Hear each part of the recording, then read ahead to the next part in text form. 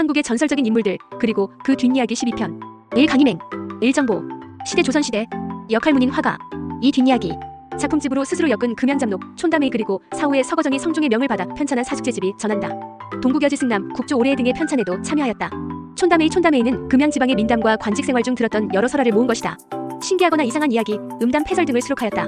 사숙제집 서거정이 강희맹 사후에 그의 글들을 모아 엮은 것으로 한시와 교육, 삶의 지혜 등에 대한 글들을 담고 있다. 강희맹은 금양잡록에서 경기에서는 동풍이 불 때 가뭄이 심해 어떤 해에는 논밭의 물이 모두 마른다. 꽃팬 현상을 기록하기도 하였다. 이 김상옥, 정보, 시대 일제강점기, 역할 독립운동가. 이 뒷이야기.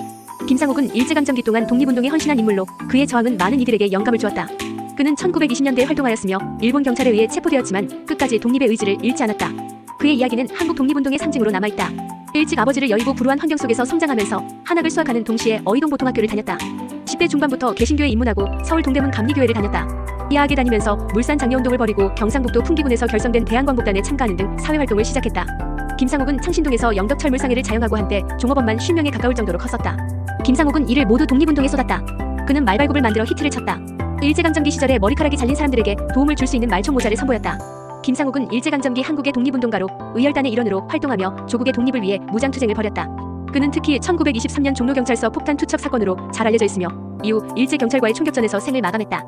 삼허균, 정보, 시대 조선시대, 역할 소설가 정치가. 이 뒷이야기. 허균은 조선시대의 소설가로 홍길동전의 저자로 유명하다. 그는 사회적 불평등과 부패를 비판하는 내용을 담아 많은 이들에게 사랑받았다. 그의 작품은 한국 문학사에서 중요한 위치를 차지하며 허균의 사상은 오늘날에도 여전히 회자되고 있다. 당시의 허균에 대한 평가는 총명하고 영발하여 능히 시를 아는 사람이라 하여 문장과 식견에 대한 칭찬을 아끼지 않았다. 그러나 그 사람됨에 대하여서는 경박하다거나 인륜도덕을 어지럽히고 이단을 좋아하여 행실을 더럽혔다는 등 부정적 평가를 내리고 있다. 그의 8월 16일 체포되어 의군부로 압송된 뒤 국문을 받고 8월 24일 한성부에서 거열형을 받았다. 시집간 두 딸은 연좌되지 않았고 그의 아들들은 연좌되어 처형당한다.